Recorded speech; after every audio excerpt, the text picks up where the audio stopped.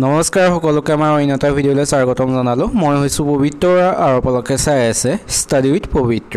আজি আমি পুনৰ এটি ভিডিঅ' লৈ আহিছোঁ। ইয়াত আমি 30টা কুৱেশ্যন লৈ আহিছোঁ গ্ৰেড 3 গ্ৰেড 4 দুইটাৰ উপযোগী হোৱাকৈ যি 12,600 পদ আছে তাৰে যি প্ৰথমটো পৰীক্ষা অহা 15 তাৰিখে অনুষ্ঠিত হ'ব, যাতে সেই পৰীক্ষাসমূহত ইয়াৰ পৰা কুৱেশ্যন আহে তেনেদৰে আমি ইম্পৰ্টেণ্ট কুৱেশ্যনসমূহ লৈ আহিছোঁ। গতিকে সকলোৱে ভিডিঅ'টো শেষলৈকে চাব। যিসকলে আমাৰ চেনেলটো এতিয়াও ছাবস্ক্ৰাইব কৰা নাই সেইসকলে চেনেলটো ছাবস্ক্ৰাইব কৰি বন্ধু বান্ধৱীৰ সৈতে শ্বেয়াৰ কৰি দিব। তেন্তে বেছি দেৰি নকৰি কুৱেশ্যনসমূহৰ মাজলৈ যাব বিচাৰিছোঁ। আৰু তোমালোকে যদি ইয়াৰ পিডিএফসমূহ পাব বিচাৰা তেন্তে ডেছক্ৰিপশ্যনতে টেলিগ্ৰাম লিংকটো দিয়া আছে, তাতে পিডিএফসমূহ পাই যাবা। আৰু যদি মোক কিবা সুধিব বিচাৰা তেন্তে ডেছক্ৰিপশ্যনতে ইনষ্টাগ্ৰাম লিংকটো দিয়া আছে, তাতে তোমালোকে ফ'ল' কৰিবা আৰু মোক কিবা সুধিবলগীয়া থাকিলে মেছেজ কৰিবা। তেন্তে আজিৰ প্ৰথম কুৱেশ্যনটোলৈ যাওঁ। প্ৰথম কুৱেশ্যনটো তোমালোকৰ বাবে ৰখা হৈছে। ইয়াৰ উত্তৰ কি হয় সকলোৱে কমেণ্ট কৰি জনাবা। কুৱেশ্যনে সুধিছে বৰ্তমান অসমৰ মুঠ জিলা কেইখন? অসমৰ মুঠ জিলা বৰ্তমান কেইখন সুধিছে। ইয়াত দিছে 31খন, 32খন, 33খন, 35খন। এই চাৰিটা অপশ্যনৰ ভিতৰত কোনটো শুদ্ধ হয় সকলোৱে কমেণ্ট কৰি জনাবা বুলি আশা থাকিল। আমি তাৰপিছত 2 নম্বৰ কুৱেশ্যনলৈ যাওঁ। 2 নম্বৰ কুৱেশ্যন সুধিছে বৰ্তমান অসম বিধানসভাৰ অধ্যক্ষ কোন? অসম বিধানসভাৰ বৰ্তমানৰ অধ্যক্ষ কোন সুধিছে। ইয়াৰ অপশ্যনৰ শুদ্ধটো হৈছে অপশ্যন বি বিশ্বজিৎ দৈমাৰী। বিশ্বজিৎ দৈমাৰী হৈছে অসম বিধানসভাৰ বৰ্তমানৰ অধ্যক্ষ। আমি তাৰপিছত আহিছোঁ 3 নম্বৰ কুৱেশ্যনলৈ। 3 নম্বৰ কুৱেশ্যন সুধিছে 2024 চনৰ পেৰিছ অলিম্পিকত ভাৰতৰ কিমানজন খেলুৱৈয়ে প্ৰতিনিধিত্ব কৰিছিল? পেৰিছ অলিম্পিকত ভাৰতৰ কিমানজন খেলুৱৈয়ে প্ৰতিনিধিত্ব কৰিছিল সুধিছে। ইয়াৰ অপশ্যনৰ শুদ্ধটো হৈছে অপশ্যন এ 117 জন। পেৰিছ অলিম্পিকত যি 2024 চনৰ পেৰিছ অলিম্পিক অনুষ্ঠিত হৈছে তাত ভাৰতৰ 117 জন খেলুৱৈয়ে প্ৰতিনিধিত্ব কৰিছে। আমি তাৰপিছত আহিছোঁ 4 নম্বৰ কুৱেশ্যনলৈ। 4 নম্বৰ কুৱেশ্যন সুধিছে 2024 চনৰ অলিম্পিক গেমছৰ মূল মন্ত্ৰ কি? 2024 চনৰ যি ফ্ৰান্সৰ পেৰিছত অলিম্পিক গেমছ অনুষ্ঠিত হৈছে তাৰ গেমছৰ মূল মন্ত্ৰ কি সুধিছে। ইয়াৰ অপশ্যনৰ শুদ্ধটো হৈছে option B games wide open. Games wide open হৈছে 2024 চনৰ অলিম্পিকৰ মূল মন্ত্ৰ। এইবোৰ কাৰেণ্ট এফেয়াৰ্ছৰ কুৱেশ্যন, তোমালোকে ভালদৰে চাবা। তাৰপিছত আহিছোঁ 5 নম্বৰ কুৱেশ্যনলৈ। 5 নম্বৰ কুৱেশ্যন সুধিছে 2023 চনৰ 29 অক্টোবৰত দিল্লী আন্তঃৰাষ্ট্ৰীয় চুটি ছবি মহোৎসৱত শ্ৰেষ্ঠ এনিমেশ্যন ছবিৰ বঁটা লাভ কৰা ছবিখনৰ নাম কি? দিল্লী আন্তঃৰাষ্ট্ৰীয় চুটি ছবি মহোৎসৱত শ্ৰেষ্ঠ এনিমেশ্যন ছবি লাভ কৰা ছবিখনৰ নাম কি সুধিছে। ইয়াৰ অপশ্যনৰ শুদ্ধটো হৈছে option C Lachit the warrior. Lachit the warrior হৈছে 2023 চনত আন্তঃৰাষ্ট্ৰীয় চুটি মহোৎসৱত শ্ৰেষ্ঠ এনিমেশ্যন ছবি লাভ কৰা ছবিখনৰ নাম। আমি তাৰপিছত আহিছোঁ 6 নম্বৰ কুৱেশ্যনলৈ। 6 নম্বৰ কুৱেশ্যন সুধিছে 2023 বৰ্ষৰ অসমীয়া সাহিত্যৰ সাহিত্য একাডেমী বঁটা কোনে লাভ কৰিছিল? 2023 বছৰ সাহিত্য একাডেমী বঁটা কোনে লাভ কৰিছিল সুধিছে অসমীয়া সাহিত্যত। ইয়াৰ অপশ্যন হৈছে প্ৰণৱজ্যোতি ডেকা, অপূৰ্ব শইকীয়া, মনোজ কুমাৰ গোস্বামী, ৰঞ্জন গগৈ। ইয়াৰ ৰাইট এনচাৰটো হৈছে অপশ্যন এ প্ৰণৱজ্যোতি ডেকা। প্ৰণৱজ্যোতি ডেকাই 2023 বৰ্ষ অসমীয়া সাহিত্যৰ সাহিত্য একাডেমী বঁটা লাভ কৰিছিল, মনত ৰাখিবা সকলোৱে। আমি তাৰপিছত আহিছোঁ 7 নম্বৰ কুৱেশ্যনলৈ। 7 নম্বৰ কুৱেশ্যন সুধিছে 2023 বৰ্ষৰ অসম বৈভৱ বঁটা কোনগৰাকী ব্যক্তিয়ে লাভ কৰিছিল? 2023 বৰ্ষৰ অসম বৈভৱ বঁটা কোনে লাভ কৰিছে সুধিছে। ইয়াৰ অপশ্যনৰ শুদ্ধটো হৈছে অপশ্যন ডি ৰঞ্জন গগৈ। ৰঞ্জন গগৈয়ে 2023 বৰ্ষৰ অসম বৈভৱ বঁটা লাভ কৰিছে। কাৰেণ্ট এফেয়াৰ্ছৰ কুৱেশ্যন আমি কেইবাটাও লৈ আহিছোঁ, তোমালোকে কমেণ্ট কৰি আছিলা, গতিকে সকলোৱে মনত ৰাখি যাবা। আমি তাৰপিছত 8 নম্বৰ কুৱেশ্যনলৈ আহিছোঁ। 8 নম্বৰ কুৱেশ্যন সুধিছে সংবিধানৰ কোনটো অনুচ্ছেদৰ অধীনত ভাৰতৰ যিকোনো ৰাজ্যত ৰাষ্ট্ৰপতিৰ শাসন জাৰি কৰা হয়? ৰাষ্ট্ৰপতিৰ শাসন জাৰি সংবিধানৰ কোনটো অনুচ্ছেদৰ অধীনত কৰিব পাৰে সুধিছে। ইয়াৰ অপশ্যনৰ শুদ্ধটো হৈছে অপশ্যন চি 356। 356 অনুচ্ছেদৰ অধীনত ভাৰতৰ যিকোনো ৰাজ্যত ৰাষ্ট্ৰপতিৰ শাসন জাৰি কৰা হয়। আমি তাৰপিছত 9 নম্বৰ কুৱেশ্যনলৈ আহিছোঁ। 9 নম্বৰ কুৱেশ্যন সুধিছে বিশ্ব জলাশয় দিৱস কিমান তাৰিখে পালন কৰা হয়? বিশ্ব জলাশয় দিৱস কিমান তাৰিখে পালন কৰা হয় সুধিছে। ইয়াৰ অপশ্যনৰ শুদ্ধটো হৈছে অপশ্যন এ 2 ফেব্ৰুৱাৰী তাৰিখে বিশ্ব জলাশয় দিৱস পালন কৰা হয় আমি তাৰ পিছৰ 10 নম্বৰ কুৱেশ্যনলৈ আহিছোঁ 10 নম্বৰ কুৱেশ্যন সুধিছে অসমৰ একমাত্ৰ ৰামছাৰ ক্ষেত্ৰখনৰ নাম কি এটো যোৱাবাৰ আহিছিলে এডিআৰিত অসমৰ একমাত্ৰ ৰামছাৰ ক্ষেত্ৰখনৰ নাম কি সুধিছে ইয়াৰ অপচনৰ শুদ্ধ উত্তৰটো হৈছে অপচন বি দীপৰ বিল হৈছে অসমৰ একমাত্ৰ ৰামছাৰ ক্ষেত্ৰখনৰ নাম আমি তাৰ পিছৰ 11 নম্বৰ কুৱেশ্যনলৈ যাওঁ 11 নম্বৰ কুৱেশ্যন সুধিছে ভাৰতৰ কোনখন ৰাজ্যত সৰ্বাধিক ৰামছাৰ ক্ষেত্ৰ আছে ৰামছাৰ ক্ষেত্ৰ ভাৰতৰ কোনখন ৰাজ্যত সৰ্বাধিক আছে সুধিছে ইয়াত দিছে মণিপুৰ উত্তৰ প্ৰদেশ পশ্চিম বংগ তামিলনাডু ইয়াৰ ৰাইট এনসাৰটো হৈছে অপচন ডি তামিলনাডুত সৰ্বাধিক ৰামছাৰ ক্ষেত্ৰ আছে সকলোৱে মনত ৰাখিবা তাৰ পিছত আহিছো 12 নম্বৰ কুৱেশ্যনলৈ 12 নম্বৰ কুৱেশ্যন সুধিছে পুংচুলাম কোন ৰাজ্যৰ লোকনৃত্য সুধিছে ইয়াৰ অপচনৰ শুদ্ধ উত্তৰটো হৈছে অপচন এ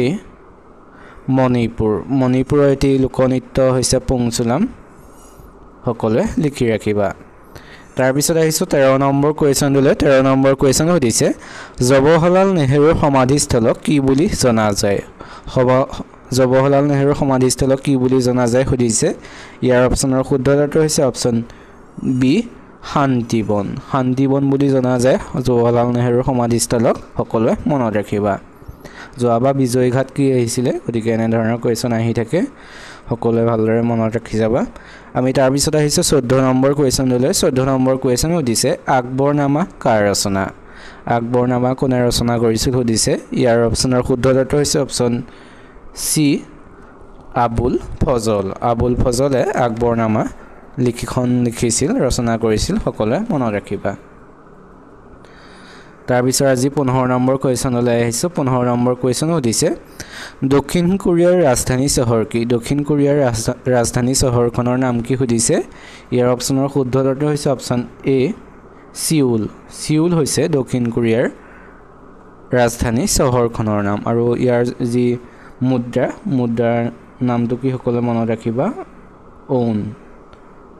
অউন হৈছে মুদ্ৰাৰ নাম আৰু ৰাজধানী চহৰ হৈছে সিউল তাৰ পিছত আহিছো 16 নম্বৰ কুৱেশ্যনলৈ 16 নম্বৰ কুৱেশ্যন সুধিছে বিজুলী বাতিৰ আৱিষ্কাৰক কোন বিজুলী বাতি কোনে আৱিষ্কাৰ কৰিছিল সুধিছে ইয়াৰ অপচনৰ শুদ্ধ উত্তৰটো হৈছে অপচন বি টমাছ আলফা এডিছনে বিজুলী বাতি আৱিষ্কাৰ কৰিছিল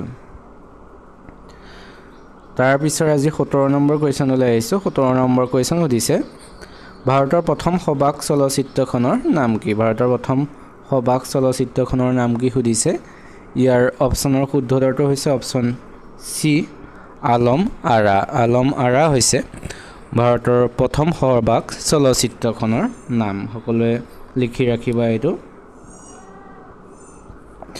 আমি তাৰ পিছত 18 নম্বৰ কুৱেশ্যনলৈ আহিছো 18 নম্বৰ কুৱেশ্যন সুধিছে কোন বছৰত অসম মহিলা আয়োগ গঠন কৰা হৈছিল অসম মহিলা আয়োগ কোন চনত গঠন কৰা হৈছিল সুধিছে ইয়াৰ অপচনৰ শুদ্ধ উত্তৰটো হৈছে অপচন বি 1993 চনত অসম মহিলা আয়োগ গঠন কৰা হৈছিল ৰাষ্ট্ৰীয় মহিলা আয়োগ কিমান চনত গঠন কৰা হৈছিল মনত ৰাখিবা 1992 চনত আমি তাৰ পিছৰ 19 নম্বৰ কুৱেশ্যনলৈ যাওঁ 19 নম্বৰ কুৱেশ্যন সুধিছে ৰেড ক্ৰছ দিৱস কেতিয়া পালন কৰা হয় ৰেড ক্ৰছ দিৱস কিমান তাৰিখে পালন কৰা হয় সুধিছে ইয়াৰ অপচনত দিছে 5 মাৰ্চ 8 মে 12 জানুৱাৰী 16 ছেপ্টেম্বৰ ইয়াৰ ৰাইট এনসাৰটো হৈছে অপচন বি 8 মে তাৰিখে ৰেড ক্ৰছ দিৱস পালন কৰা হয় তাৰ পিছত আজিৰ 20 নম্বৰ কুৱেশ্যনলৈ আহিছো 20 নম্বৰ কুৱেশ্যন সুধিছে ৰেড ক্লিফ লাইন কোন দুখন দেশৰ সীমাৰেখা সুধিছে ইয়াৰ অপচনৰ শুদ্ধ উত্তৰটো হৈছে অপচন সি ভাৰত আৰু পাকিস্তানৰ সীমাৰেখাক ৰেড ক্লিফ লাইন বুলি জনা যায় সকলোৱে মনত ৰাখিবা তোমালোকে আজি ভিডিওটো চাই কেনেকুৱা পাইছা সকলোৱে কমেণ্ট কৰি জনাবা যদি ভাল পাইছা তেনেহ'লে চেনেলটো ছাবস্ক্ৰাইব কৰি ভিডিওটো এটা লাইক কৰি বন্ধু বান্ধৱীৰ সৈতে শ্বেয়াৰ কৰি দিবা যদি ইয়াৰ PDF সমূহ পাব বিচাৰা তেন্তে ডেছক্ৰিপশ্যনত টেলিগ্ৰাম লিংকটো দিয়া আছে তাত সকলো জইন হৈ ল'বা তাতে সদায় PDF সমূহ দি থকা হয় আৰু যদি তোমালোকে মোক কিবা সুধিব বিচাৰা তেন্তে ডেছক্ৰিপশ্যনতে ইনষ্টাগ্ৰাম লিংকটো দিয়া আছে তাত সকলোৱে মেছেজ কৰিব পাৰিবা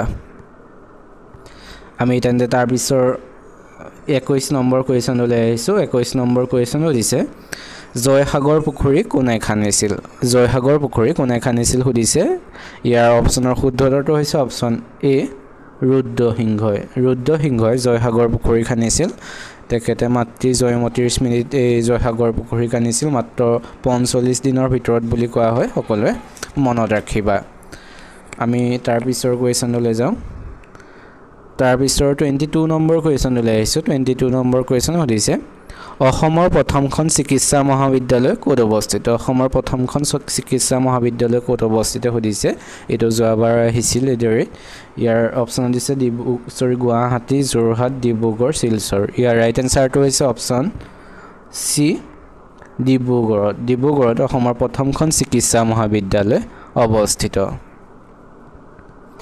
আমি তাৰ পিছত আহিছোঁ 23 নম্বৰ কুৱেশ্যনলৈ 23 নম্বৰ কুৱেশ্যন সুধিছে স্বাধীন অসমৰ প্ৰথম ৰাজ্যপাল কোন আছিল স্বাধীন অসমৰ প্ৰথম ৰাজ্যপাল কোন আছিল সুধিছে ইয়াৰ অপচনৰ শুদ্ধ উত্তৰটো হৈছে অপচন ডি আকবৰ হায়দৰী হৈছে স্বাধীন অসমৰ প্ৰথম ৰাজ্যপাল